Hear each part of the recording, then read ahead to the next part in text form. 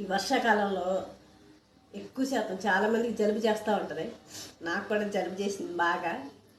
ఎన్ని ట్యాబ్లెట్లు వేసుకున్నా మినిమం వారం రోజులు పట్టింది జలుబు తగ్గాలంటే. కానీ ట్యాబ్లెట్లు వేసుకోకుండా మన ఇంట్లోనే చిన్న చిట్కా చేసామంటే మనకి జలుబు తగ్గింది. ఇది ఎలా కాయాలో మీకు చూపిస్తా. నీళ్ళల్లో కొంచెం అల్లం, మిరియాల పొడి,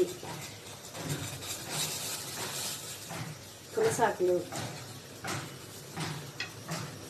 కొద్దిగా పసుపు బాగా మరగాలి. ఇలా మరిగింది కదా, ఇలా వడపోసుకోండి.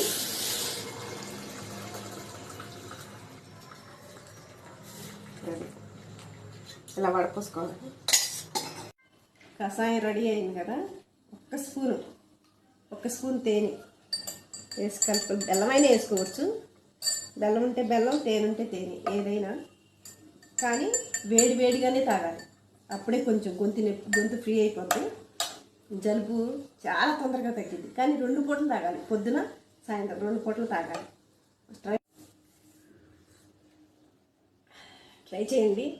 గొంతుకి ముక్కుకి చాలా ఫ్రీ అయిపోద్ది. వేడిగా మినిమం ఇన్ని మాత్రం కంపల్సరీ తాగండి, పొద్దున సాయంత్రం.